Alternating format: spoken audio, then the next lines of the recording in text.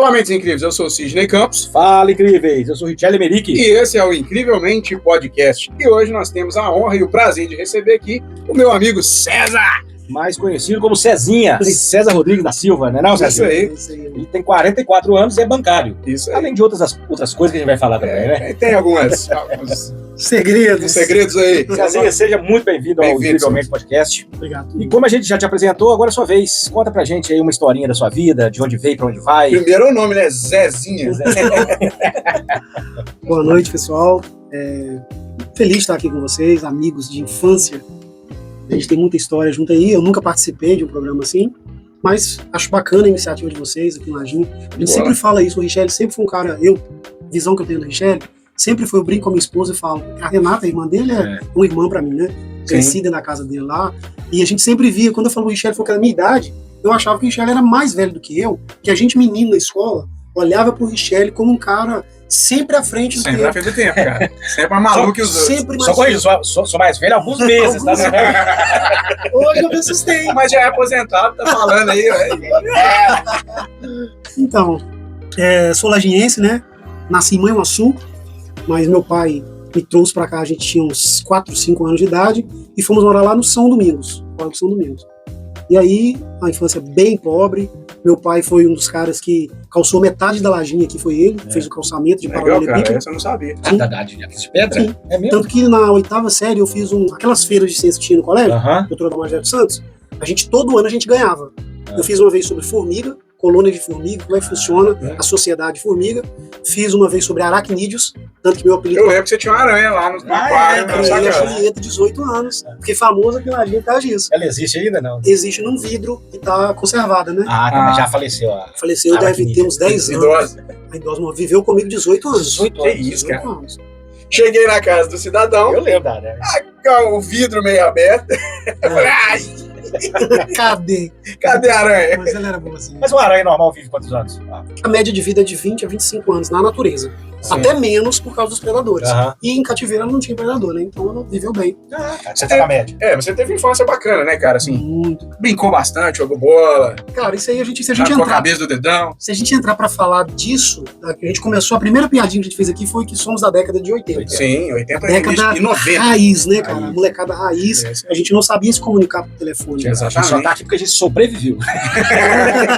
Quando chegou os smartphones pra nós, eu tinha dificuldade de controlar o dedo na tela. Que isso, cara? Cara, hoje você vê que os meninos hoje, de 2, 3 anos, eles já nascem, sabe, sabendo. E a gente não, a gente teve que aprender. Totalmente. Levanta a mão quem nunca furou o pé no prego ferrujado. Enfiou na areia. Na areia, sangrando, a mãe veio, te apanhava em cima. Aqui, ó. Isso aqui é cicatriz de piscina. Pulou de ponta, rasgou a testa, invadindo a piscina do Dr. Marcos. Saudoso Dr. Marcos. Aonde? Lá no... Dr. Marcos, ali, pai do Eolo. Eles viajavam. Primeiro ele ensinou a gente a jogar tênis. O Dr. Marcos ensinou.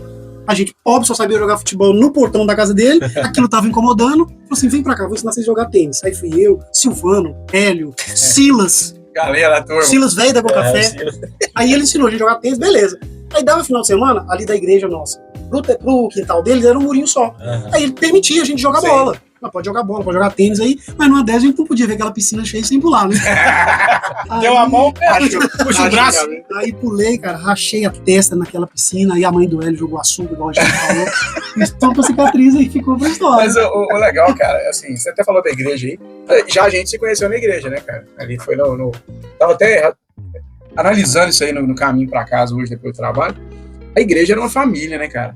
Era uma outra parte da família da gente. A gente tinha uma união, não era só a nossa igreja, mas todas as igrejas em si. Era uma comunidade muito unida, né, cara? Hoje a gente não vê essa união toda mais. Cidinho, a tecnologia, ela foi criada para aproximar pessoas, mas ela criou uma sociedade muito diferente. Parece que ela aproximou, mas pôs uma barreira no meio. Olha só, quando eu me formei em sistema de informação, formei lá em Reduto, sistema de informação, porque eu entrei no banco, como a gente estava falando aqui do início. Comecei a trabalhar, fiz várias provas para tentar, passei num concurso, na época a Credicaf aqui de Lajinha era por concurso, aí passei, tomei um primeiro pau da vida, que eu fiz um vestibular para engenharia elétrica, lá em São João del Rei, nunca tinha saído de Lajinha, saímos de Fusca, aí começa a paixão pelos antigos, pai do Michel, tava chovendo muito, Alcione? Alcione, cara. Fetiche, Saudoso Fusca. mecânico Alcione. Não, ele foi no meu Fusca. Ah, tá, você já tinha. Eu já tinha um Fusca. Era só o que branco? era o branco de Branquinho? roda gaúcha e tal. Aí ele pegou a gente, no carro não passava, ele montou no Fusquinha, levou eu e o Michel até Manhuaçu. De lá a gente pegou o ônibus e foi para Juiz de Fora. Fazer o doideira, vestibular. né, Aí tomei o pau pra engenharia elétrica, a gente saiu fazendo prova. Thiago, Chuenga. Thiago Changa estudou comigo na Olha aí, faculdade, cara. na engenharia elétrica. Uhum. Eu acho que você não era doido o suficiente pra passar engenharia elétrica. Não. Você não merecia isso. Gatinho no banco. Aí passei na. Todo mundo fez as mesmas provas. Eu e mais algum, acho que o Juliano. Não, o Juliano entrou depois. Aí eu passei pro banco, Bahia, Bahia. Aí passei pro banco, pastor hoje. converteu dentro do meu Fusca, ouvindo oficina de 3. Olha aí. Eu sempre fui do rock, né? Tem, a gente foi sempre do rock. Sempre do rock. Eu era. Tipo, não sei se pode falar aqui sobre Pode. gêneros, essas Pode coisas. à vontade. Porque na faculdade é interessante, a Lívia estudou lá. Na faculdade eu fui gay por 4 anos. Você lembra, Lívia? Essa lembra. Essa. Não, porque é o seguinte, eu sempre fui. Essa não me contou, não. Peraí, cara. Mas de boa, porque eu sempre fui muito focado, sabe? E lá eu estudei os 4 anos de faculdade e nunca fiquei com ninguém na faculdade. E assim. E lá era a farra, né, velho? Entendeu? A molecada vai pra faculdade pra folgar. E eu não, eu era o contrário. Você não foi nerd, né, velho? Eu trabalhava o dia inteiro e eu sabia o quanto custava pagar a faculdade, porque eu pagava minha faculdade. Então eu não queria zoação, não queria brincar, nada que me distraísse. Então, e isso chama a atenção da mulher. Você pode ser feio, mas se você é difícil, a mulherada cai matando. É mesmo, né? Exatamente. Exatamente. Entendeu? Então eu era bom de papo. Foi assim que a minha esposa me conquistou. Eu era tímido, mas era bom de papo, bom de conversa, trabalhador. Aí pronto. Aí o pessoal teve uma menina lá e começou a querer ter uma coisa comigo, e eu sempre saindo fora. E o único jeito que aí estourou a coisa de que eu era gay. Então, peraí. Ó, a luzinha acendeu. Agora, a pergunta que não quer calar. Foi um bom negócio? Um bom negócio como ela está hoje? Ela? Cara, não sei que foi um livramento? Cara, não sei não por ela, mas por mim, eu sou muito abençoado por Deus. E eu tenho assim. Escapou bem. Escapou bem. Cara, Tem argumentos. porque hoje eu colho frutos do que eu abri mão lá atrás. Claro. Das coisas que eu não fiz por algum princípio que a minha mãe plantou em mim desde cedo. A religião, eu sou um cara anti-religião. Eu não gosto de religião. Sabe? Sim. Não gosto. Se me perguntar, você é de qual religião? Eu não tenho religião. Eu me libertei da religião dentro da religião. Sim, exatamente. A nossa situação era, mas foi importante. Esse meio Muito social importante. eu acho que é o que forjou a gente. Muito importante. Eu falo o seguinte: toda religião por si, 99% são boas. Sim. São boas. Sim. Só que uma coisa. A teoria dela não é perfeita. Exatamente. Então, assim, se você falar comigo, eu sou católico, eu sou isso, aquilo. Tanto que o que mais me aproximou da Renatinha, foi a religião. A Renatinha sempre foi muito católica e eu sempre fui muito crente, evangélico, nunca tinha tido contato com católicos. Sim. Fiz amizade com Renatinha, com Pamela, entrei no movimento da carismática e aprendi que era a mesma coisa. Um nome diferente. A mesma coisa. Eu tive experiências espirituais no meio daquela molecada. Muito interessante você falando. Uma pessoa virou pra mim um dia e falou assim, me convidou pra fazer parte de um projeto a longo prazo, sabe? Eu virei pra ele e falei com ele, cara, desculpa, mas eu sou um ex-crente. Aí ele assustou, como assim? Não, eu não tô no sistema mais. Eu não sigo mais as mesmas regras. Eu não faço parte hoje do corpo lá da comunidade. Então, eu não posso ser considerado um crente. Sim. Porque para eu estar, você tem que estar sujeito. Você tem regras lá. Sim. Você é professor, hoje Sim. na igreja, né? Não falar sobre isso aí. Sim. Mas você é professor, então você tem regras a cumprir. Sim. Hoje eu não tenho regras a cumprir. Sim. Hoje eu não estou debaixo de um pastoreio, eu não estou debaixo de uma autoridade. Entre aspas, eu respeito a todos, Claro. mas não estou. Não Então, estou. Eclesiasticamente falando, há diferença. Sim. Mas para Deus não tem Claro diferença. que tem. O que importa é para Deus. Eu, por exemplo, igual você falou, eu como cristão, estou debaixo, assim como no meu trabalho existe uma hierarquia, Exatamente. existe uma organização, Sim. lá na igreja que eu estou no momento participando, Sim. independente da placa, para eu estar ali, é igual assim, se eu estou no meu trabalho, todo mundo aqui trabalha em alguma coisa. No meu trabalho tem umas normas e regras, elas não precisam estar escritas. Sim. Elas existem mesmo. Claro. Então, assim são as religiões. Agora, uma coisa é o seguinte, eu prezo como cristão, eu prezo pela minha vida com Deus. Perfeito. Eu sou crente, como você disse que não é, eu sou cristão para ir pro céu. Eu não sou crente, eu quis falar do sistema. Ah, sim. Do Isso, sistema. é isso aí. Eu não estou no sistema. É isso Eu aí. creio em Deus. Claro que eu creio, sou filho de Deus. Exatamente. A nossa voz oculta. Então, o meu negócio é esse, sobre religião. E isso só vem com o tempo. Sim. É o preço Tá que a gente certo, paga cara. de sair da caixa. É É isso. o preço que a gente paga quando a gente pensa por nós mesmos. Isso. Agora, o Cidinho falou uma coisa muito interessante e válida, que é o seguinte. quando a gente estava na nossa infância e adolescência, aquilo foi vital para nós. Fez de nós o que nós somos hoje. Exatamente. Criou em mim princípios cristãos, criou em mim noção de moral e ética.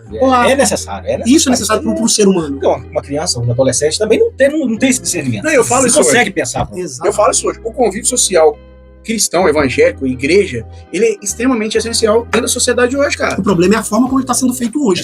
É essa que é a questão. Mas assim, é importante. Mesmo assim, ainda continua tendo essa importância por causa da criação dos filhos. Não, sabe por que continua tendo importância? Porque se piorou o sistema religioso, Sim. o mundo está 1000 vezes pior. Tá, claro. O mundo, veja bem, se a gente fazia aquela linguagem da nossa época, mundano e crente, antigamente usava essa linguagem. Essa expressão, né? Ah, fulano é mundano, isso é música mundana. Cresci com isso. Então, assim, tinha um nível. Aí, a religião piorou muito de lá pra cá. Eu falo com propriedade da minha religião, que eu não tenho mais, eu me enquadro, como a gente diz, nesse sistema ainda. O protestantismo está precisando de novas reformas, assim como Lutero fez. Mas você tá falando isso aí, cara, eu acho interessante. Claro. Eu questionei uma pessoa um dia, eu falei assim, em que se baseia o seu cristianismo? Da onde você tira as suas teorias? Da Bíblia. Eu falei, é mesmo? É. Tá, e a Bíblia segue histórias de quem? De pessoas do passado, que escreveram, traduziram, né, transcreveram, e tá. E aí eram cristãos? Eram. Tá. E nós também estamos escrevendo alguma história? Quem que são os profetas da nossa geração? Quem que são os porta-vozes do céu para poder deixar uma mensagem para a geração futura? Então, a própria Bíblia diz, quem estuda, a gente formei em seminário também, e a própria Bíblia diz que o livro que fala sobre o cristianismo, que é o livro do Atos, ele não tem fim. O Atos é o livro que conta a história da igreja cristã após a morte de Cristo, toda aquela história de Roma ali, e aí você morre lá em Hebreus, você tem a galeria dos heróis da fé. Sim. São os caras que viveram o Atos, que morreram, que passaram aí, o Gladiador tá na alta agora, o filmaço. O Gladiador eu assisti esse dia. Morreram muitos cristãos ali por causa de essa junção de religião e política sempre foi perigosa e continua até hoje. Sempre. E tá sempre, cara, tudo que envolve poder pro ser humano é perigoso. Exato. Aí que desvirtua. Aí que desvirtua. E o pior, Michele, que brinca com a fé, que brinca com o que há de mais puro e sincero no ser humano. Mas, sinceramente, cara, eu coloquei isso em questão. Quem que são lá na frente, daqui a 30, 40, vamos pôr muito, não, 30, 40, 50 anos, de quem que eles vão falar da nossa geração? Quem que virou referência? Porque nós temos referência, depois da Bíblia, nós temos referência do Billy Graham, nós temos referência de outros, Mauro Cerulli, vários outros pregadores cristãos que deixaram seu legado, e nós continuamos escrevendo a história do cristianismo com o nosso testemunho, né, Sérgio? Cara, essa palavra que você falou aí, cara, vai ficar referência. Eu falei domingo de manhã para a classe dos homens na igreja, falei justamente sobre isso. Referência. Quem é influência e referência. Quem tem sido a sua influência, a sua referência, e o que você é como influência, em que você influencia as pessoas à sua volta. Sim. Sabe, isso é muito sério. Só voltando para falar da onde eu vim, né? Onde caí aí no banco, o que eu queria fazer biologia, aí o Michel passou para biologia em Carangola, hoje é o doutor Michel, né? Um dos meus melhores amigos, é um cara fantástico na minha vida, um cara que até hoje me influencia muito, sabe? E a gente passou junto, crescemos juntos, e eu passei pro banco. Aí a gente começou aqueles velhos caminhos que vão se distanciando, então eu caí pro banco e entrei para dentro do Cicobi, na época aqui, trabalhei 3 anos, e aí, como eu entrei no sistema financeiro, eu vi uma dificuldade do Cicobi em TI.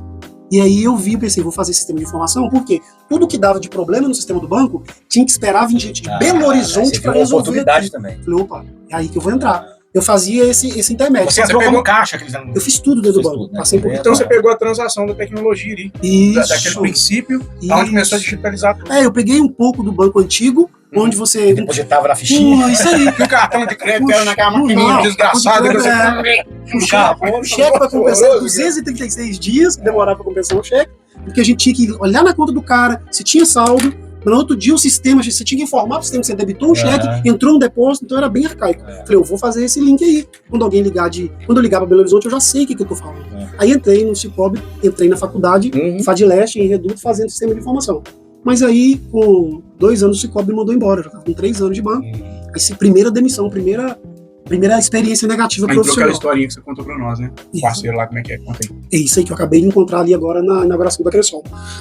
Aí foi aí que tá, cara. Essas coisas de espiritualidade, de religião, isso a gente não consegue se separar muito.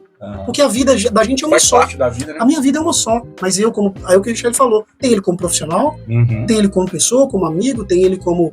Sabe? São várias coisas que a gente tem na vida e tudo anda junto. Então eu não posso separar o César bancário do César servo de Deus.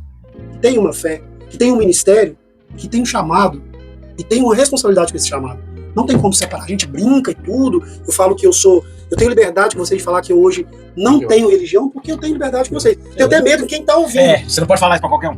Senão você vira automaticamente ateu. Exatamente. As pessoas não sabem separar as Não, mas palavras. você tá conversando só entre nós, que ninguém Não tá vai, vendo. isso não vai ao ar. Aí eu fui, aí eu entrei e tive uma experiência muito forte espiritual nisso daí. Por quê? Quando eu fui demitido, minha vida estava muito boa. Eu comecei a ganhar meu salário. Eu comecei a trabalhar com meu pai, como eu falei, que meu pai calçou metade da cidade. Quando a gente veio para a roça, a gente morou lá no São Domingos, num barraco cidinho. Pouco maior do que isso daqui, um cômodo só, de tábua e cercado de lona. Foi a primeira ideia que eu tenho de casa que eu morei foi essa. Você, seu pai, sua mãe, Meu pai, não, eu não tinha as irmãs ainda, não né? tinha. Isso, a minha irmã, tinha a Ju. A Ju Tinha a Ju. A Ju é 4 anos mais nova que eu.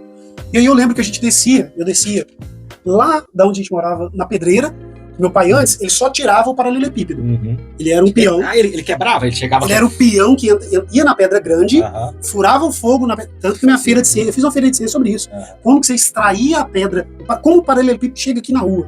Fui lá na roça, no processo de furar o fogo, estourar a pedra com pólvora. Eu fiz uma lâmpada dessa incandescente, a pólvora, como é que fazia tudo com estupim, tudo direitinho. Ganhamos a feira também. E pra mim foi muito gratificante, porque eu vi meu pai orgulhoso daquilo. Ele viu valorizando. E é interessante, né? Pra uma criança, né? E aí, papai veio, começou a tirar as pedras lá, e eu lembro que eu era pequeno, eu vinha cá na roça, cá embaixo, onde eu comprei minha chácara hoje, tô construindo a minha casa, eu vinha na fazenda buscar bosta de boi para passar no piso, Richard. O piso do meu barraco lá era de bosta de boi. Antigamente isso, era cera de antigamente. É isso aí. Aí eu vinha, buscava leite, levava um quilo, coisa, e cresci assim, com 7 anos, estudei lá no São Domingos, na roça do Hélio Lacerda, do Juca, aí vim pra rua quando eu fui fazer a primeira série. No pré que eu estudei, ainda era aquelas escolas onde você tinha primeira, segunda, terceira e quarta série, o professor dava aula pra todo mundo. Era o mesmo professor. É isso aí, estudei nisso. Aí vim pra cá, quando viemos pra Lajinha, aí eu vim fazer a primeira série aqui e entrei no Antônio Sattler. Aí começou minha história na escola. Show. Aí voltando pro banco, você foi demitido Fui demitido do Cicobi. Você chamou de experiência negativa. Eu só tiraria o negativo, né? Que hoje eu chamo tudo de experiência. As boas te enriquecem, as más te ensinam. Perfeito, Michel. E daí pra frente. E o seminário, onde que entra? Então, Antes ou depois? é bem porque é como eu disse, a gente não separa, porque eu sou nascido praticamente num lar cristão. Minha mãe foi uma das fundadoras do Ministério Tabernáculo aqui de Lajinha. Ela, o pastor Zé Manuel, quando entrou aí, eu tô de Ministério Tabernáculo, eu tenho quase 40 anos.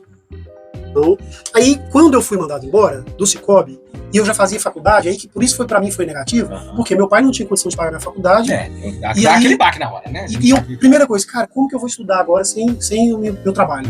Aí eu lembro que mamãe me chamou, eu tinha um quartinho, até hoje meu quartinho no terraço, que você não conhece. Aí falei com ela o que aconteceu, aí a minha mãe começou a me ensinar quem eu seria hoje espiritualmente. Eu vejo essas lições dela. Meu filho, fé em Deus, vai orar, vai ver o que Deus tem pra você. E aí parti pra oração.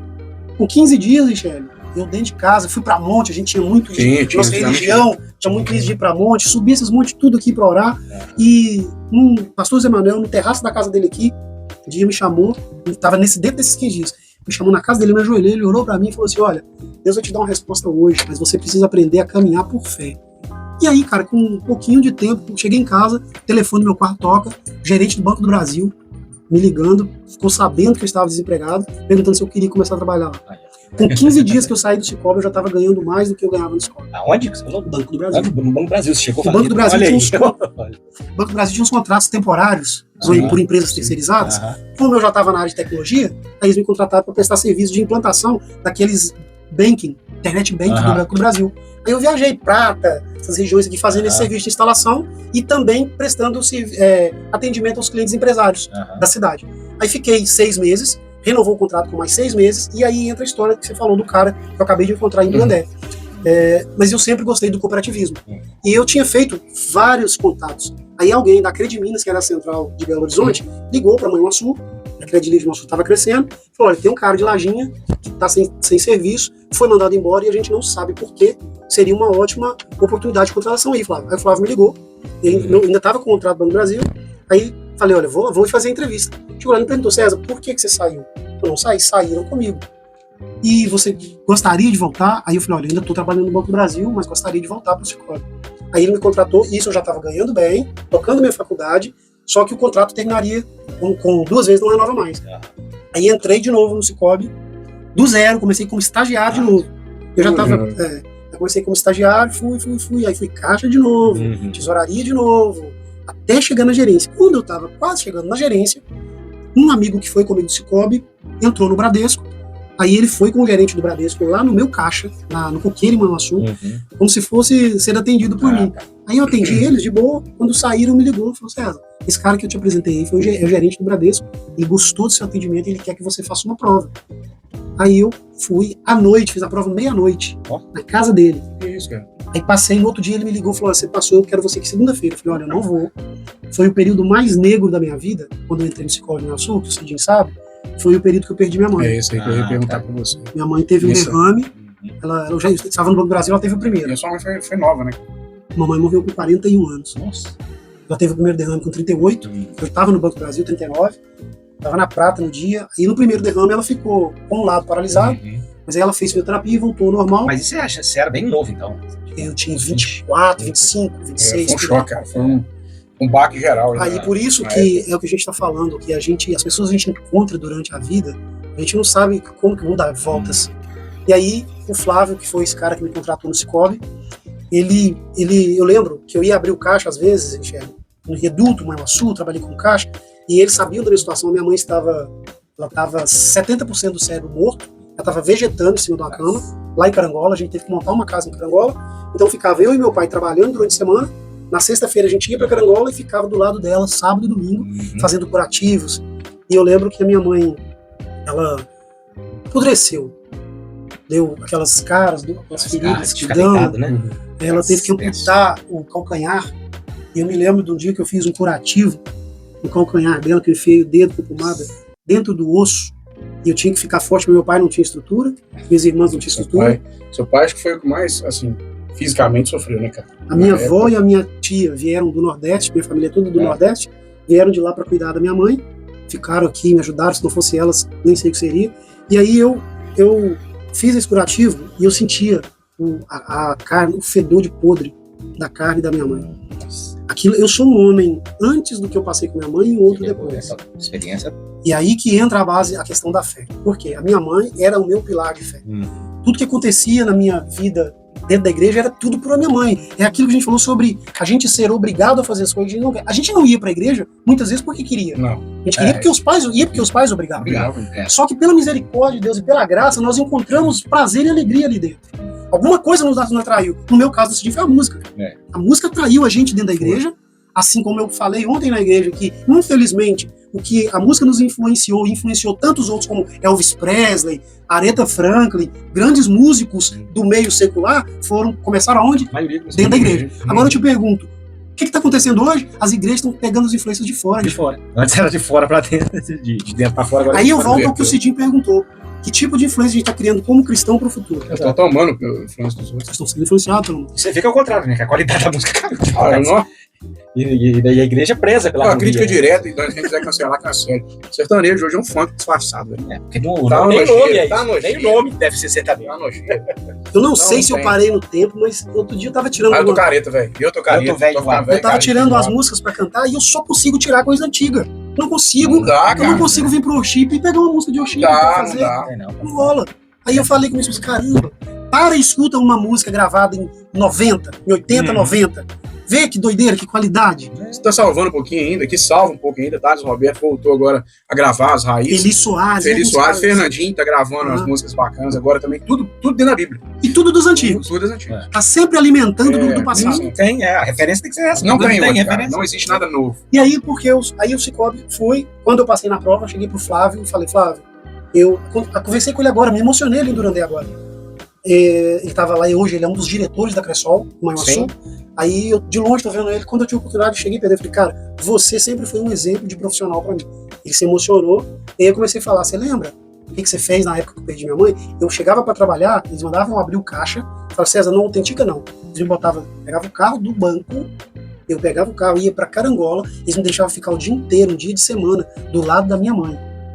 quietinho, minha mãe não falava, não ouvia, não fazia nada. Mas eu só queria ficar perto dela, mas eu tinha que trabalhar. Então ele fazia isso por mim. Aí eu voltava no final do dia e falou, César, fecha o caixa como se tivesse trabalhado. E pagava meu salário no fim do mês. Então, quando eu passei na prova do Bradesco, eu cheguei para ele, falei com o gerente do Bradesco, falei, olha, eu só venho se o Flávio não exigir que eu fique. Porque eu tenho uma dívida com ele que nada paga. Certo é o certo, né? Aí cheguei para ele e falei, Flávio, passei numa prova do Bradesco, uma oportunidade assim, assim, assado. E aí falei isso agora com ele falou assim, olha, César, é uma oportunidade única. O que eles estão te oferecendo, você vai demorar para começar a receber aqui, se começar financeiramente falando. Não tem como o Sicoob pagar o que o Bradesco vai te pagar agora. Eu, se fosse você, iria. E se você quiser ir, vai. Se der errado, as portas estão abertas. Cara, isso é ser homem. Cara, quer ser. O cara, pra mim, hoje, profissionalmente falando, é um homem. Eu tive com ele lá em Manaus, é um cara muito simples, né, cara? Exatamente. Eu nem vi o cargo que o cara tinha pelo jeito que ele me atendeu lá. Pra mim, era uma pessoa comum. Agora, o cara tem umas sacadas administrativas que direciona a gente, sabe? Aí entrei, fui pro Bradesco e comecei de novo, do zero, no Bradesco. Passei por tudo, só que no Bradesco o crescimento foi mais rápido. Com um ano eu já estava gerenciando. A Bradesco é uma mesmo também. Bradesco de Realeza, na época não tinha mais uma Sul ainda. Na agência de Realeza. Foi na primeira da região. Aí por ali eu trabalhei em todas as cidades aqui, de Muriaé pra cá, até Mutum e Caratinga, todas as cidades da região eu trabalhei, tanto pelo Sicoob quanto pelo Bradesco. Então eu tô no Bradesco há 19 anos. Você tá no Bradesco ainda? Tô no Bradesco, tô de férias. Tô de férias, aí fui lá agora. Vai ficar aqui também, vai ficar lá.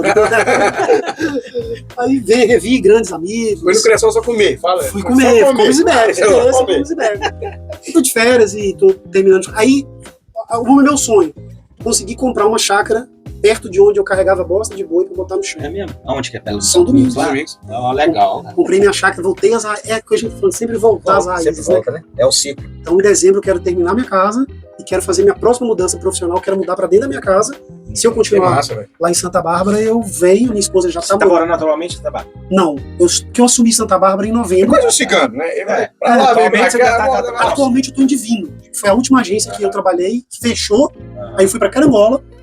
Fiquei indo e voltando todo dia pra Divino.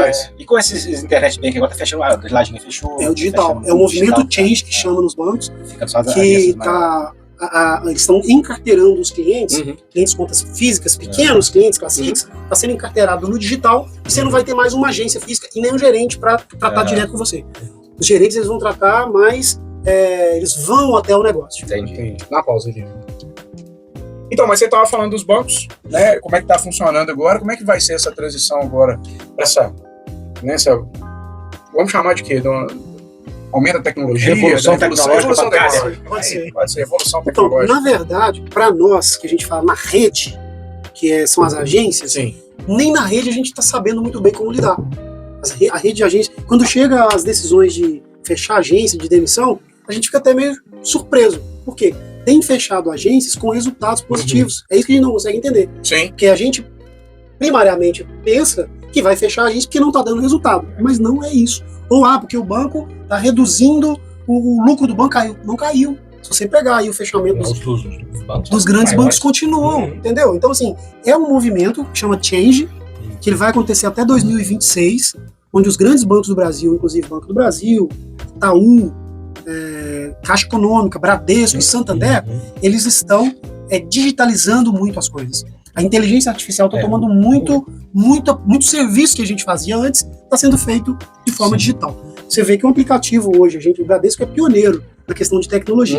Então, se eu quiser entrar, se eu não souber mexer no aplicativo, eu não preciso ir na agência para que alguém me ensine. Eu vou na Bia, que é a inteligência artificial do Bradesco, e pergunto à Bia e ela me instrui. Sim. Hoje, para você ter uma ideia, esses centers de call centers que os bancos têm para cobrança, para ofertas de serviços, a gente já tem projetos pilotos que os call centers estão fazendo o que eu, como gerente, tenho que fazer e muito melhor. Por quê, Michele? Se o banco me passa uma planilha para eu te vender um produto, digamos um consórcio, aí eu vou abrir sua conta, vou puxar seu CPF, vou ver o seu perfil, vou ver se você tem perfil tomador ou investidor. E eu vou tentar fazer uma oferta assertiva dentro do seu perfil. Só que eu posso errar. Eu posso olhar, o Michele é doido, o Michele não vai querer isso não.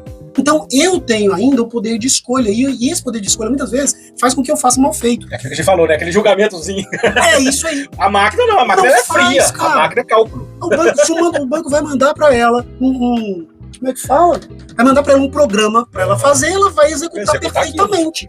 E ela liga e conversa com você. Quem aqui nunca conversou com a inteligência artificial? Todo dia você está sendo abordado por inteligência artificial. Seja da Claro, seja da Vivo, seja do Bradesco. Oi, sou da Claro.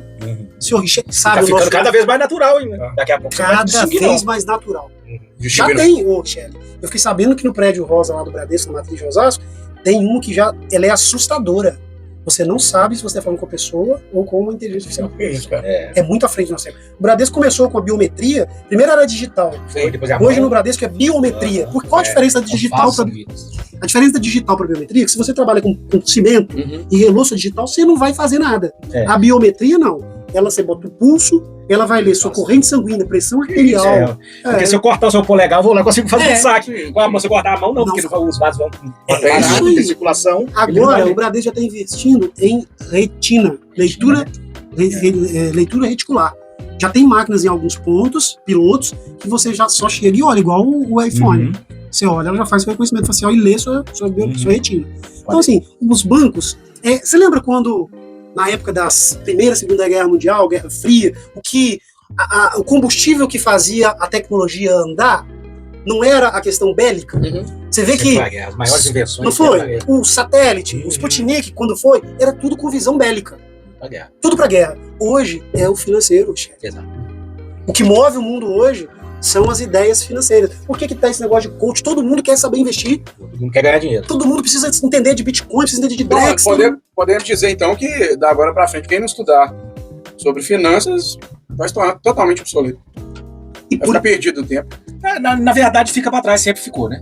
Quem não cuida das finanças vai virando na rota. Não, mas eu tô falando assim, mas o avanço que tá tendo hoje, cara, ele exige muito mais. Exige, porque a gente vê a dificuldade de pessoas idosas no dia. Eu vou defender o que o Michele falou, que sempre aconteceu isso. Sim. Se você pegar a Revolução Industrial, foi a mesma coisa. Mas será que foi a mesma coisa? Mas olha o nível hoje de mentalidade que nós temos. Cara. Não, o problema é a velocidade. Eu falo que o problema é a velocidade. Mas é isso que eu disse, tá muito rápido e muito volume de informação. Sabe por quê? E aí, como é que você vai fazer? Quando o homem criou o motor, até ele criar o motor a combustão, passar para o motor a diesel, passar para o motor a gasolina, álcool, jato, magnetismo, até o homem caminhar para isso, foi séculos e séculos. Da televisão para a internet foram séculos. Do rádio, vou voltar mais ainda. A comunicação em si, do rádio até a TV, foram quantos anos?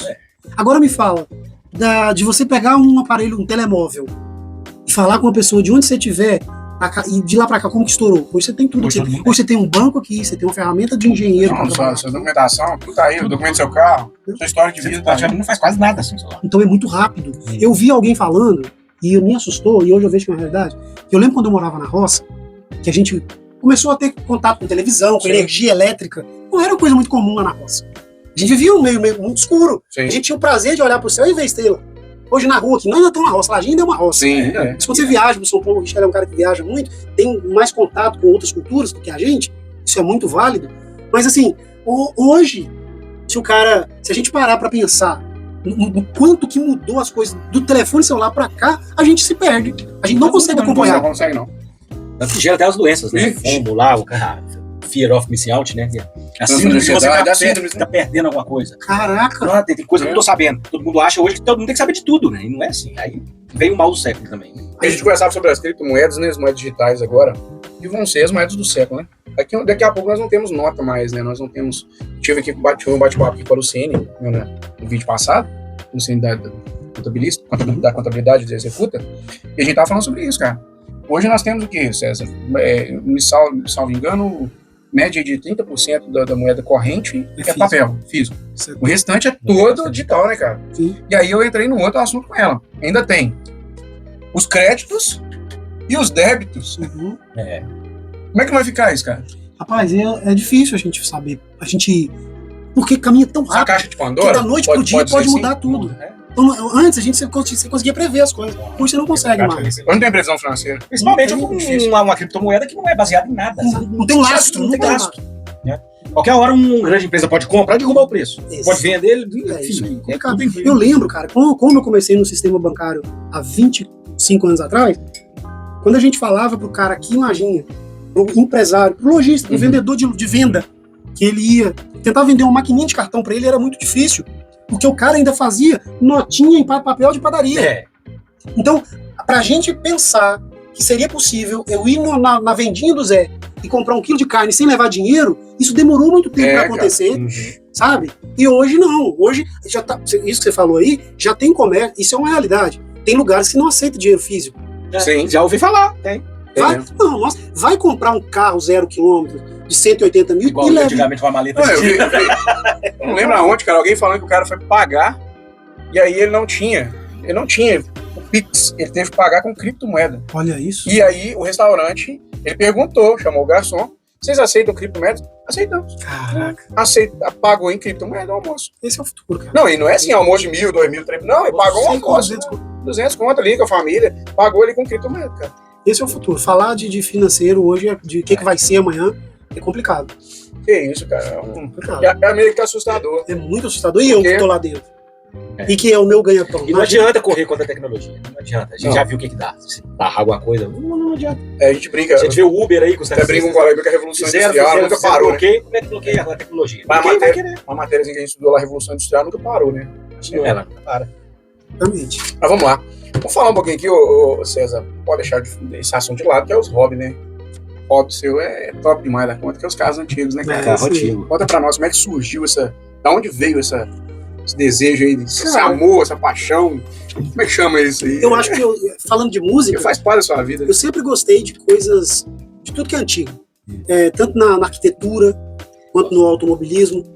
Eu acho que os carros antigos, os V8. Eu sou apaixonado por especificamente muscle cars, sabe? Isso aí, sim. As motos antigas, os roncos, sempre atraiu. O rock and roll, sabe? Então, assim, eu acho que eu nasci numa época diferente. Eu gosto de brincar que eu só gosto de mulher nova.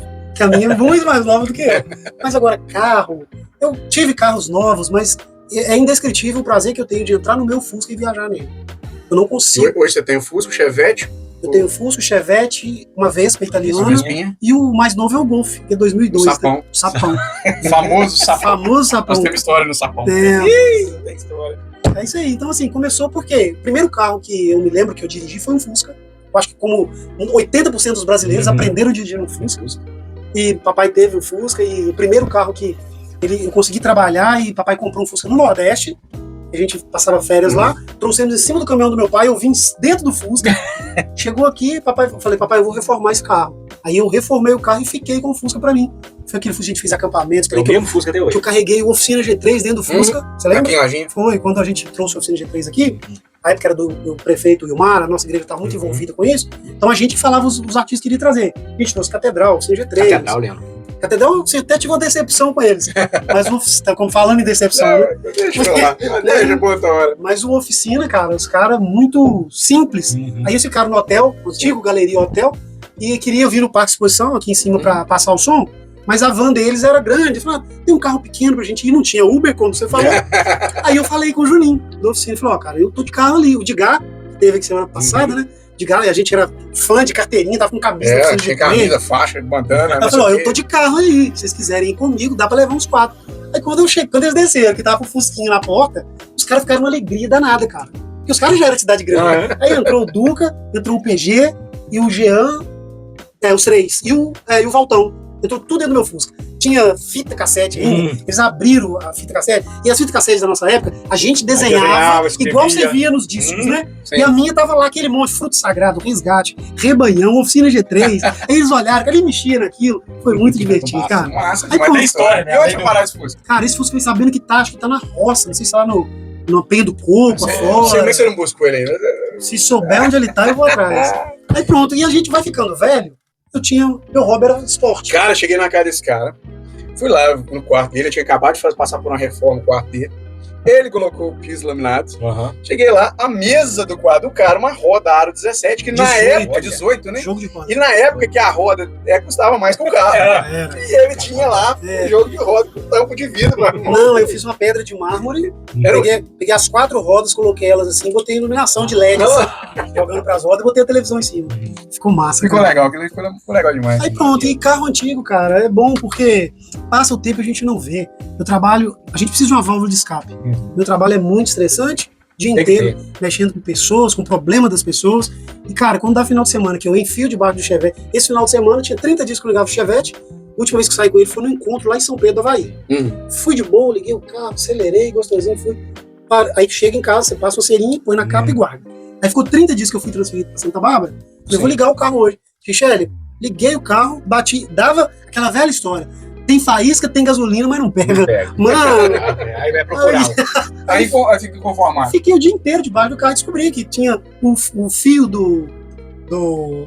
aquele motor de partida, o arranque. O motor de arranque tinha arrebentado. Fui lá, refiz o caminho, ligou. E dá uma satisfação. É bom. Quando a gente mesmo conserta, rapaz, é diferente, cara. Aí você tem um carro novo, um carro zero, aqui é tudo plástico por cima, dá uma pana, o que você vai fazer? Tudo placa de circuito elétrico. Você vai fazer o quê? Agora o Fusquinha, meu irmão, você tem um alicate, um arame. Um alicate, um arame, você não fica na estrada. Meu prazer é isso. E outra, cara, carro antigo, antes carro era um passivo, agora é um ativo, cara. Se você compra um carro bem comprado, ele triplica. Eu tava olhando um carrinho velho pra comprar esses dias. Eu vou chamar de carro velho, mas é carro antigo. Com respeito. Falar, Aí eu vi um Commodore, cara, branco. Você sempre gostou de Santana. Chamou minha atenção, agora desquadrado. Chamou minha atenção, eu falei, esse carro é ali. Falou assim, nem pensar. Quanto? Não faça isso. O cara tá com probleminha no motor e pediu 12. Barato. 12 mil. E ele é 40 mil de tabela. Eu não vejo. É um ativo, é um ativo. Meu Fusca. É lógico. Porque depois você pega amor também, pra você é ativo nem passivo, cara. Aquilo lá é sua vida. Não, eu vi um Fusca, eu já vi um Fusca série prata. Sim. Mas o Açu tem um. Matipó tem um. O Juninho do Gardinho. O cara tá querendo. Ele rejeitou 50 mil. 50 mil você não compra o meu. 50 mil é aqui na região. São Paulo já rejeitou 50 mil. É 100 mil pra cima. O cara chegou a perder tipo 50 mil. Não, é mais de 100 mil, cara. Desse é mais de 100 mil. Tranquilo. Em Batiba, golzinho GPS, cara, o GTI, o cara vendeu quadradinho lá, vende por 50 mil, 55, 60 mil, você conhece. Sim. Enfim. Mas é bacana, cara. Meu oftalmologista de Caratinga, de Carangola, fui fazer o exame com ele lá.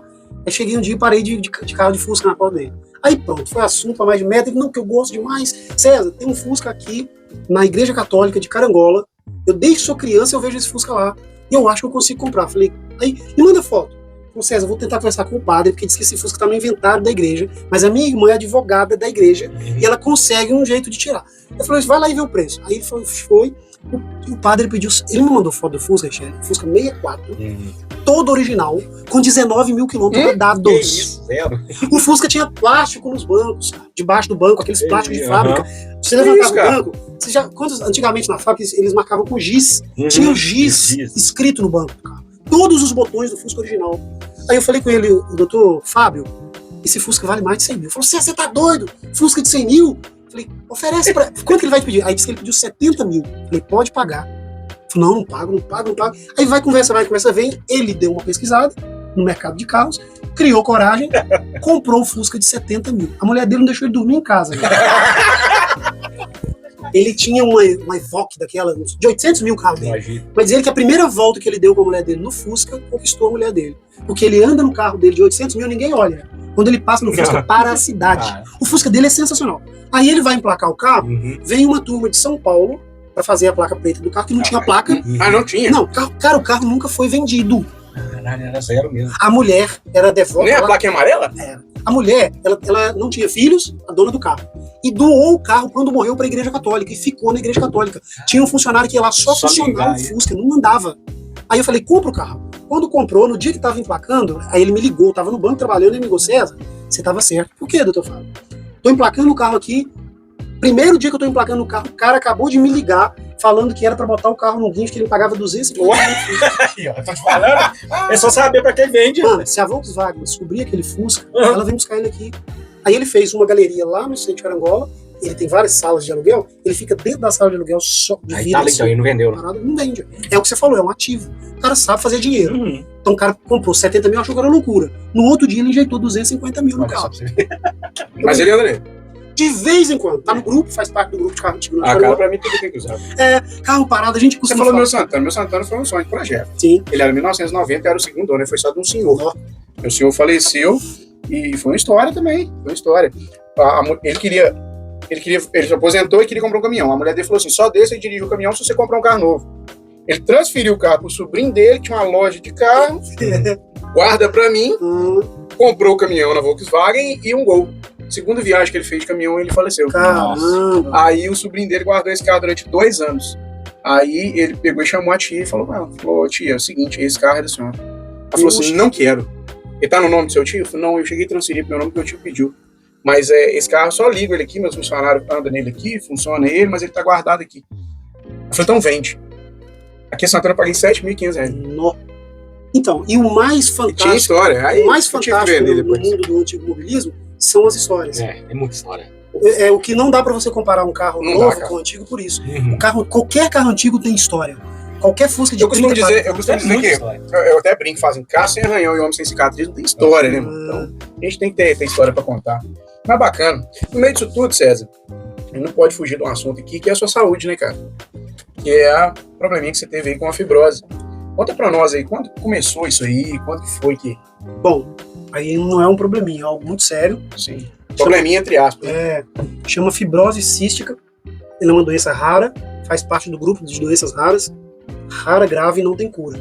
E ela é genética. Então eu já nasci com ela, só que sorte não existe, eu fui abençoado.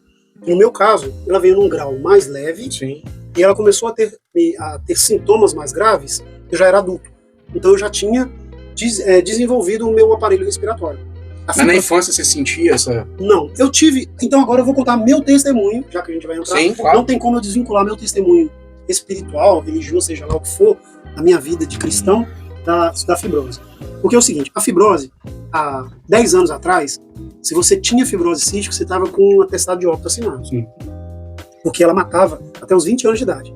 Tanto que estourou um filme aí uns 4 anos atrás, 5 anos, chama A 5 Passos de Você, baseado em fatos reais, e é de fato o que a gente fibrocístico passa.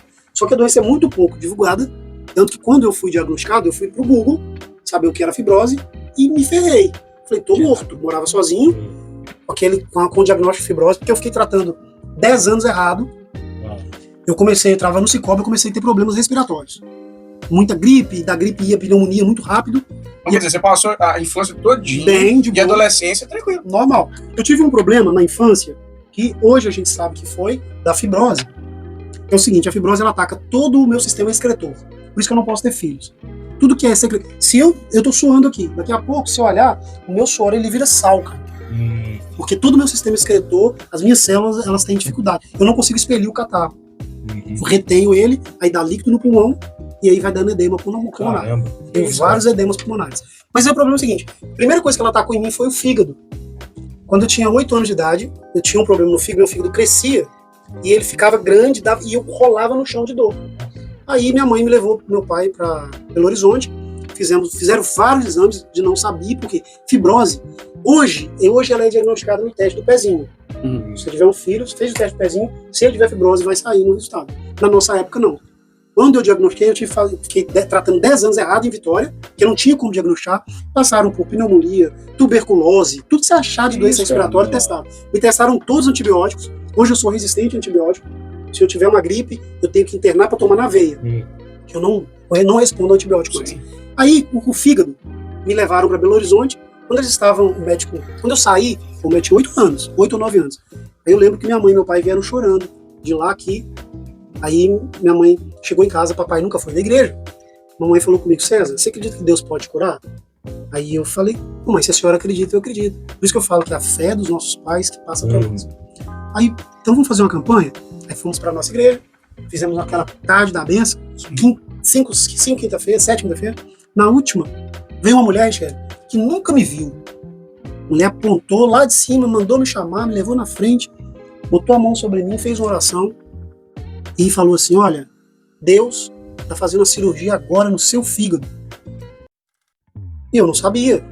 E aí, quando eu cheguei em casa, aí mamãe chorou, eu chorei. Chegou em casa, mamãe falou assim, você acredita que Deus curou? Não, mãe, a senhora está falando, não acredito. Sabe por quê? Porque aquele dia que nós voltamos de Belo Horizonte, o médico falou que você tem um problema no fígado, que você ia morrer aos 13 anos de idade. Esse remédio que você está tomando aqui, você ia tomar ele e ia morrer até os 13 anos de idade. Não tinha solução. Você acredita que Deus te curou? Acredito, mamãe. Passou 6 meses, Shelly. Voltei para fazer o retorno médico.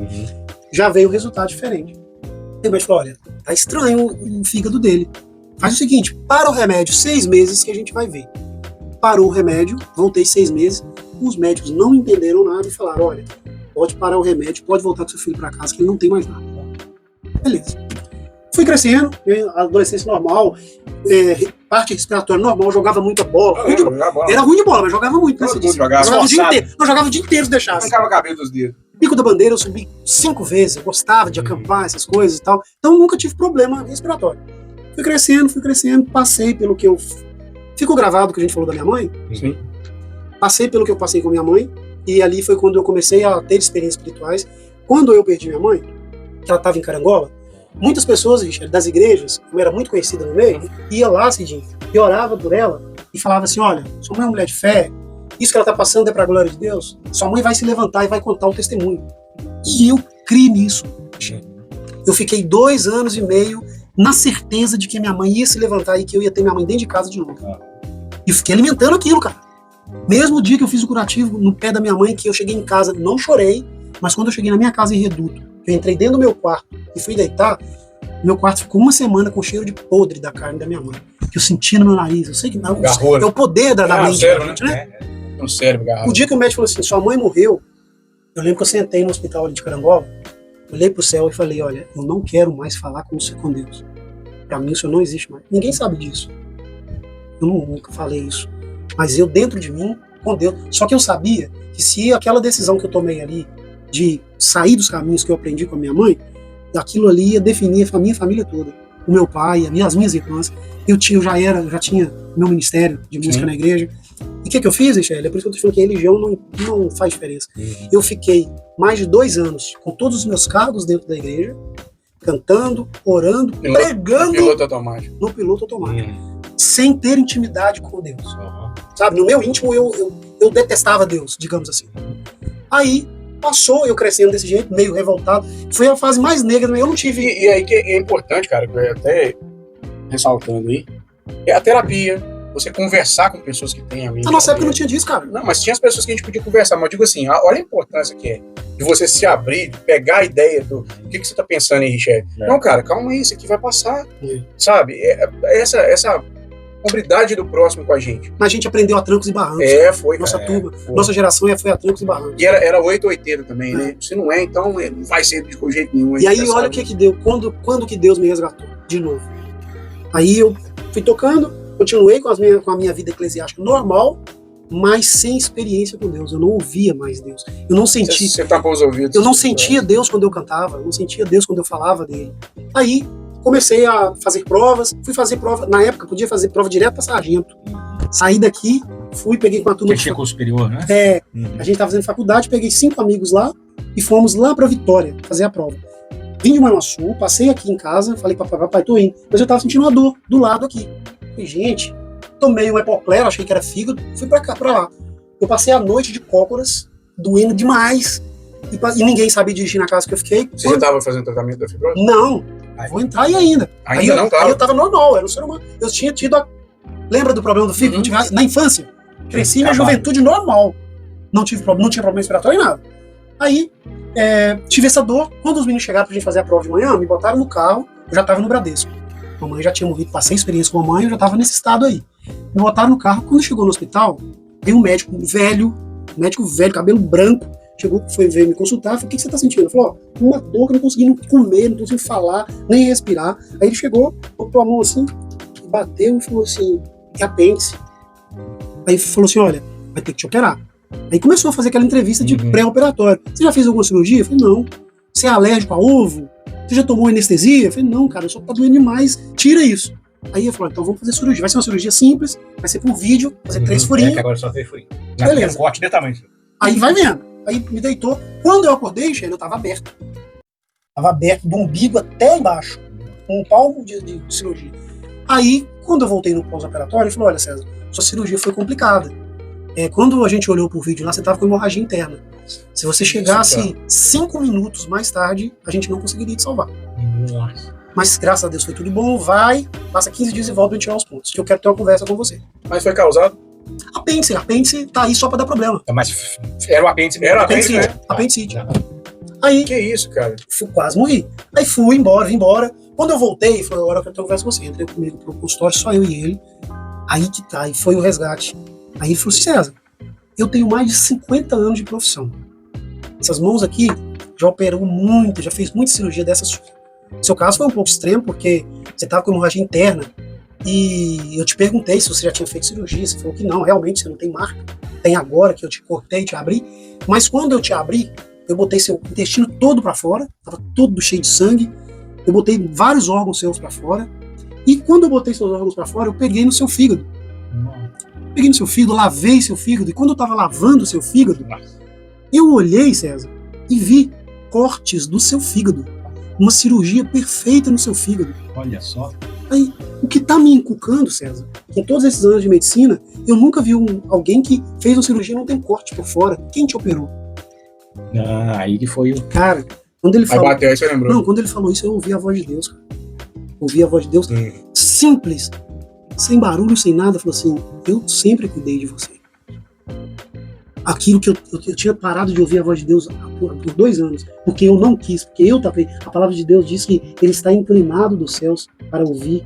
A gente que tapa os ouvidos. É o pecado que nos afasta de Deus. No meu caso não era nem o pecado, era a minha própria escolha.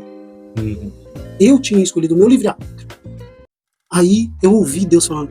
Aí foi uma enxurrada, cara, de voz que eu ouvi de Deus. Eu tô cuidando de você desde o dia que eu levei sua mãe. Tudo que aconteceu com sua mãe, eu tô no controle de tudo. Eu tô cuidando. Cidinho, eu fui ouvindo, eu comecei a chorar, sabe? Que eu lembrei da palavra da missionária. Deus tá operando o seu fígado agora. Você não vai ter mais problema, ele tá fazendo uma cirurgia.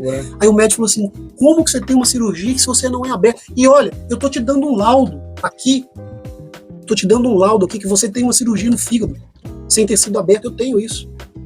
Aí eu comecei a chorar, aí eu falei pra ele, aí ele falou, César, tá doendo? Eu falei, não, tá doendo. Posso te falar, doutor? Eu falei, pode. Aí eu respirei e falei, olha, aconteceu assim, sabe? Eu tinha 8 ou 9 anos, minha mãe fez uma campanha comigo na igreja, eu estava desenganado dos médicos, uma mulher que nunca me viu, veio na igreja e falou que Deus estava fazendo uma cirurgia no meu fígado. E hoje, o senhor está falando que eu tenho uma cirurgia no fígado e o senhor não sabe quem fez. Doutor, quem fez a cirurgia foi o próprio Deus. Aí ele foi, eu vi que os olhos dele, ele ficou emocionado. Aí ele falou assim, olha César, eu sou ateu. Olha. Eu sou ateu. Eu nunca ouvi uma história dessa. Você está com todos os laudos aqui. Eu só te peço uma coisa. Conta essa história por onde você for. E esse é meu testemunho de vida. Caramba, cara. Eu conto isso todo dia, por onde eu passo. Quem me dá uma oportunidade. Mas o problema da apendicite ali ainda não tinha aflorado. Nada a ver com a fibrose. Foi um resgate de Deus para mim. Aí a fibrose começou a... Aí eu... Vem mais pra frente. Voltei pros braços do Pai. Voltou pra igreja de vez? Voltei de vez pra sempre. Hoje eu falo que eu perdi minha mãe, quase perdi a minha fé. Hoje eu sei que eu posso perder a minha vida. Eu já passei pelo vale da sombra da morte algumas vezes, por causa da fibrose. Eu posso perder o meu pai, posso perder a minha esposa, posso perder as minhas irmãs, mas eu nunca mais perco a minha fé. Nunca mais, nada abala ela. Eu jamais vou falar de novo que eu não quero ouvir a voz de Deus. Hoje eu falo aquele salmo que diz que todo ser que respira louva o Senhor. Hoje eu sei o quanto custa respirar. Eu sei o quanto vale respirar, porque eu já fiquei muitas vezes sem poder respirar, dependendo de ajudas médicas para respirar, crises sem respirar. Mas agora é controlado, né? Aí nós vamos entrar então onde a gente né, no remedinho de 170 mil por mês que eu uso. 170 mil. 170 mil. Aí vim tocando a vida. Com 26, 27 anos eu comecei a ter crises respiratórias. Aí começaram a falar que era asma. Comecei a usar bombinha de asma. Aí falaram que era bronquite. Aí eu desenvolvi um quadro de sinusite. Queriam me operar da sinusite. E eu fui ver no Google o que era sinusite, cirurgia de sinusite, que me assustou, que arranca a cara do sujeito assim pra cima. Eu falei, não vou não, filho. Me dá remédio, eu não quero cirurgia não. Aí fui, tal. Máscara. Comecei a fazer tratamento lá na clínica. Escrevi o nome da clínica em Vitória. Eu cheguei lá com você. Você foi comigo. Foi. Você, o Macorelli, foi várias vezes. Foi uma vez pra dirigir, que você isso, tava mal. Voltava, você tava mal pra caramba. É isso aí, senão você me acompanhou também. Um sapão. Isso aí. Aí comecei a fazer o tratamento com a doutora lá e não descobri o que era, eu só ia piorando. No ano que eu tive 5 pneumonias, eu tava até o ano que minha irmã casou, eu tava com 49 quilos, aí eu desenvolvi diabetes por causa de corticoide. Corticoide ativou minha diabetes. Fiquei internado 30 meses, minha glicose foi a 960. Fui quase em coma pra Vitória. Você vê, né, o medicamento que faz, né? Você cura uma coisa... É por isso que chama droga, né? Exatamente, não tem diferença. Aí fiquei 30 dias lá no hospital em Vitória pra controlar a glicose. A Daiane Elias foi lá me visitar no dia e falou, César, eu tava mal porque, cara, como é que eu vou viver sem comer açúcar? A gente é crente, já não faz nada, não fuma, não bebe, agora não posso comer doce. Não, aí eu fiquei mal. Aí a Adriana foi lá, eu lembro, foi com a cesta. A Adriana cantora, irmã do Fábio. O Leuzinho? Isso, filho Leuzinho. Aí foi pra lá com a cesta, tudo sem açúcar. Falei, César, fica tranquilo, cara, é mais caro, mas dá. Aí fui, me acostumei com a diabetes. Tem quase 20 anos já que eu tomo insulina. Como de tudo, vocês já viram comendo balinha aqui. A gente acostuma. Gente, o ser humano é o bicho mais adaptável que existe. A gente tá aí porque os outros não se adaptam e a gente se adapta. A gente consegue se quiser. Então foi passando. Aí, no ano que me deu 5 pneumonias, a médica falou: olha, César, a gente não tá entendendo o que é. Você já tá com edema pulmonar, já teve que fazer drenar, tive que drenar líquido do pulmão. Falou: olha, tem uma coisa que é muito rara, mas vamos fazer o teste. Aqui em Vitória, no Espírito Santo, não tem a máquina, tá queimada. Você vai ter que ir em Belo Horizonte fazer o teste, chama teste do suor. Você vai lá, vou te encaminhar para o centro de referência, Dr. Marcelo, e ele vai fazer com você o teste do suor. Aí fui para lá, primeira coisa, ele me atendeu com a equipe médica, lá é um centro de referência, um dos maiores do Brasil. Só tem acho que 5 no Brasil. Brasília, Santa Catarina, Belo Horizonte e alguns outros estados aí. Aí fui para lá e o Dr. Marcelo, contei para ele a minha história, aí ele falou, César, antes de fazer o teste, 99% você é portador de fibrose cística. Aí ele me explicou por alto o que era fibrose cística. Fica calmo, que os tratamentos estão evoluindo. Sim. Agora você vai começar a tomar os remédios certos, sua qualidade de vida melhora. Eu já não estava conseguindo andar, Richard. O Cidinho que me acompanhou. Cheguei uma época, você estava com marca. Muito. E a falta de oxigênio, a gente não sabe o quanto que impacta a falta de oxigênio no nosso corpo. Eu dei hernia de hiato, dá só a sensação de falta de ar. Eu não dormia, cara. Não dá pânico. E o que impacta de falta de oxigênio no cérebro, cara, te dá fraqueza, você não consegue pensar, você acha que você vai morrer, é terrível, cara. Dá sensação de morte. Sensação de morte. Sensação de morte. E eu acho assim, morrer queimado deve ser ruim. Mas eu tenho um problema pulmonar e eu acho que morrer sem ar, cara. Afogado, bicho, é terrível. Aí cheguei lá, ele fiz o teste do suor, é um equipamento que eles botam aqui, ele vai esquentando, e ele colhe o suor da gente, e aí ele dá o laudo. Foi batata. Portador de fibrose cística. Aí ele já me encaminhou para uma equipe, psicólogo, fisioterapeuta, respiratório, aí comecei o tratamento convencional que tinha no Brasil. E assim, ele não melhorava o meu estado, ele só estagnava. E cuidava das infecções. E tinha crise, né? Crises de infecção. Por quê? Hoje eu sou meus pulmões são todos pulmões. Assim como o seu intestino é colonizado por bactérias, o pulmão também. Sim. Eu tenho a minha colônia de bactérias no meu pulmão. E aí, por que o filme fala que a 5 passos de você? Porque se vocês dois tivessem fibrose, eu não poderia estar aqui perto de vocês. Por quê? Aqui nós estamos trocando vírus e bactérias. As suas bactérias de fibrose cística, se trocar comigo, eu tô ferrado. Olha. E vice-versa. Por isso que o filme chama 5 passos de você. Uma... Resumindo a história do filme para entrar na minha. Os dois moleques se encontram num centro de referência e conhecem. Os dois têm fibrose e eles preferem morrer juntos do que viver separados. E é real. Aí eu tinha 34 anos quando fui diagnosticado, 33 para 34. Quer dizer, ali você já tinha superado as expectativas já. Era com 20, morria? Ali já começou, o médico já falou isso comigo, César, a doença sua tá num grau diferente. A doença matava, há anos atrás, até 20 anos de idade matava. Tanto que depois que eu entrei, a gente tem um grupo de fibrose cística do Brasil, eu já perdi mais de 10 amigos, tudo com 24 anos, 23 anos. Meninos, cara, assim, eu tô com 44, meninos de 20 anos, Echele, morrendo, porque não tem acesso ao remédio que eu tô usando, cara. Esse que é o ponto. E aí eu comecei a fazer o tratamento consistia em quê? Nebulizações todos os dias, eu acordava fazendo nebulização com antibiótico, fazia nebulização, levava um nebulizador pro banco, horário de almoço eu fazia nebulização, 3 horas da tarde vivia fazendo nebulização. Isso acalmava as infecções pulmonares. Porque quando eu tinha infecção, eu tinha que ir pro hospital, ficava internado e tomava antibiótico na veia. Então, assim, o tratamento do Brasil consistia nisso, em fazer... estagnado, hein? Só... Aí, com 2 anos que eu estava fazendo tratamento, já estava melhor, já estava conseguindo trabalhar, com muita dificuldade, porque eu tinha que ir para Belo Horizonte internar, porque uma gripe que você tem, para mim, era diferente.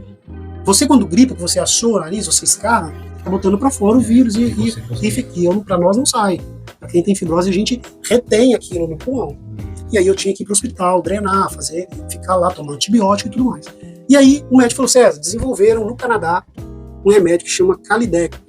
Esse remédio está se falando no meio acadêmico aí que é praticamente a cura. Não tem cura porque é uma doença rara, grave e não tem cura. Mas os resultados, aí você consegue ir para o Canadá?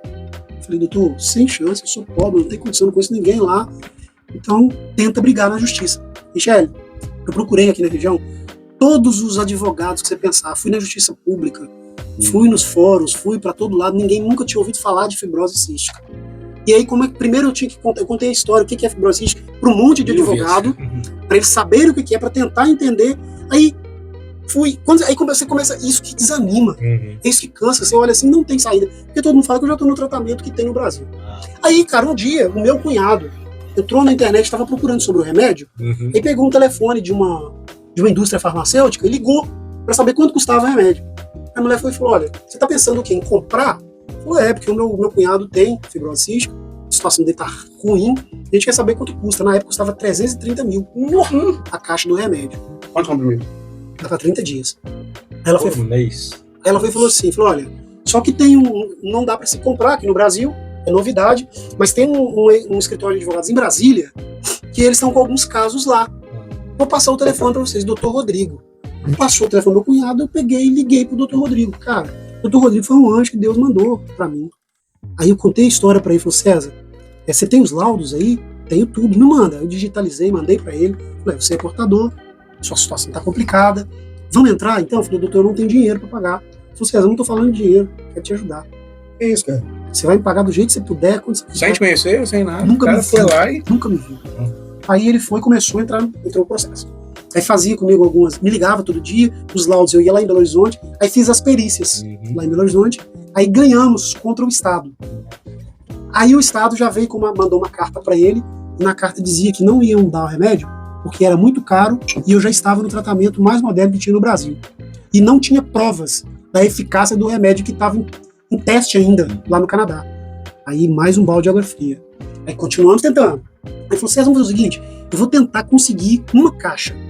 Aí eu lembro que ele conseguiu, ele apreendeu, como é que fala? Sequestrou os bens na União e creditou minha conta, pessoa física, e eu consegui comprar uma caixa lá da Alemanha. Caramba. Aí veio a caixa, cara. Um dos primeiros do Brasil que veio.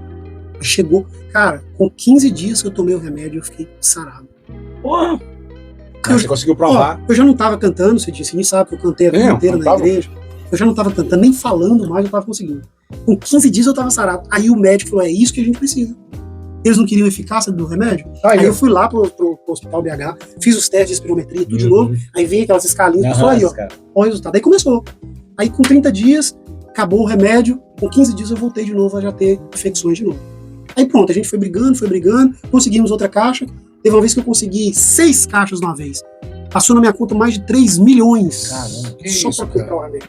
Isso num ano. E isso eu tinha que rebolar pra poder imposto de renda?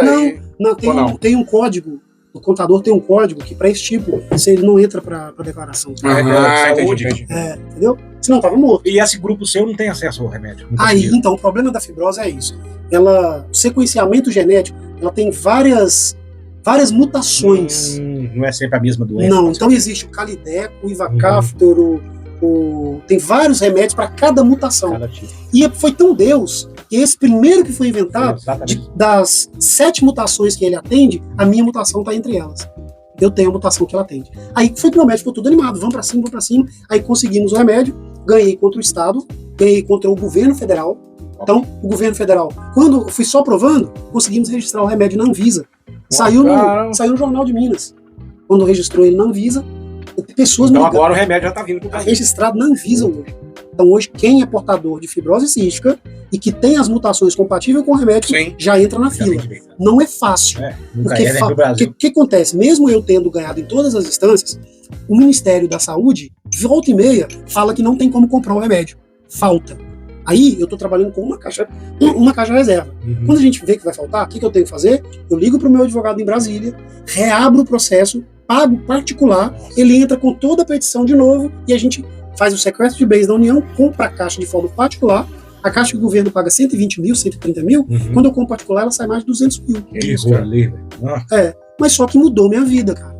Hoje eu vivo normal. Tive que me adaptar com a diabetes, que foi uma consequência da fibrose. Sim. Mas hoje eu converso, vocês estão vendo, eu estou conversando o tempo todo. Mas você tem uma luta constante aí. É uma como batalha tudo na vida, diária, né, cara? Então eu falo isso. É estranho eu ver amigos que eu perdi aí da fibrose, gente nova, sabe? Em tudo isso, eu vejo a mão de Deus sobre mim. Eu vejo a misericórdia sobre mim. Eu vejo a bondade de Deus, porque eu sou mais um de tantos. Essa doença ela é tão rara que ela tem 70 mil pessoas diagnosticadas no mundo. 70 mil. No mundo. Ela é raríssima. Cara, fica a reflexão da gente ainda, valor à vida que a gente tem, a saúde que a gente tem. Nada é fácil, né? A liberdade que a gente tem. Pô. E aquilo que eu falo, Cidinho, quando eu dou esse testemunho que eu falei pra vocês aí da minha mãe, do que eu passei, do meu resgate de Deus comigo de novo, e eu tinha uma preocupação de falar, cara, eu gosto tanto de mexer com música, eu gosto tanto de cantar, e será que eu vou ser cometido de uma doença que vai me impedir disso, Deus? E quando eu ouvi isso, Richelle, muitas vezes a gente ia cantar fora, a gente tinha uma bandinha, o Cidinho participou dela, e mais pra frente, quando a gente veio outras pessoas, o Cidinho saiu, eu via que os meninos tocavam muito bem, eu era o vocalista, e muitas vezes eu não acompanhava a banda, mas aí a música prendia a gente não só pela técnica ou pela qualidade vocal, mas por estar junto. É isso que a igreja perdeu muitas vezes. Eu lembro uma vez que a gente foi em Pocrane, cara, né, tocar na Igreja Batista, ele pastor chileno, chileno, né? E aí ele não conseguiu cantar, cara. Nossa, aí cantou, acho que 2 ou 3 músicas e aí faltou ar, e aí ele, gente, dá um tempo, não, relaxa, cara, nós vamos tocar, vamos pra frente. Aí eu tava de back, eu tava fazendo violão, né? Segundo violão e voz. E aí a galera que tava no back, a gente puxou. Segurava e só puxa, sério, só puxava. E era assim, era legal, era bacana. Então aí hoje eu vejo o valor que tem, e quando eu tô na igreja e tô ministrando e cantando, eu falo, gente, vocês falam que cantar que Deus tá olhando pro canto. Não, cara, Deus tá olhando pro seu coração. Deus tá olhando pra sua intenção. Música, a mesma música que a gente toca dentro da igreja, é a mesma que você toca no centro de uma, é a mesma coisa. É a mesma coisa. As notas musicais não. A diferença é para quem você está fazendo. A intenção. A intenção com que você está fazendo. Então eu falo isso, eu posso perder tudo hoje, eu posso perder o ar que eu respiro, eu já perdi, mas eu sei o valor de cada suspiro que eu dou, que eu consigo respirar sem doer meus pulmões, porque até para respirar doía. Dito isso, então, César, fica o microfone aberto para você, então, você deixar uma mensagem aí para nossos telespectadores. Isso, suas redes sociais, seus canais de comunicação. Para quem quer saber mais sobre essa doença, né? Curiosidade, gente, deixa comentário embaixo, faz aí. César vai estar. As redes sociais estão aqui embaixo, mas vai estar respondendo, o César também vai estar respondendo. Então, gente, agradeço a oportunidade aí. Quero também parabenizar o Richelle e o Cidinho por essa iniciativa. O Richelle sempre foi um cara diferenciado, que tinha umas ideias loucas, e essa aqui... Tinha. Essa aqui é mais uma. E o Cidinho... Não, isso aqui é método do Cidinho, que é outro louco também. Eu só entrei de gaiato. Pois é, mas principalmente essa questão da fibrose, essa oportunidade que eles estão dando aí, é uma doença pouco divulgada. Hoje tem alguns programas, mas você tem que procurar sobre ela. Ela não vai pipocar na sua tela, como infelizmente só pipoca porcaria para você. Coisa inútil. Então assim, esse é um canal que a gente tá vendo aí que é sério, sabe? Tá trazendo a oportunidade de a gente falar de uma coisa seríssima. Tem gente morrendo por falta de informação. Cara, e a gente quer deixar aqui aberto, tá? Tanto o estúdio como o Incrivelmente Podcast, para qualquer novidade que você tem ali. Porque você foi um dos pioneiros aqui para trazer esse medicamento pro Brasil. Então a gente quer deixar aqui para você estar falando a hora que você quiser.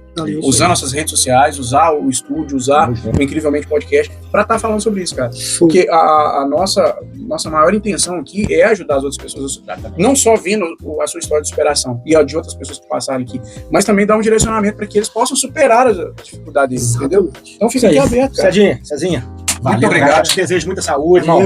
A gente faz mais programas Tamo junto sempre aí. Sigam a gente também, pessoal. Siga o Cezinha. Se inscreve. Até a próxima. Abraço. Com Deus. Show de bola.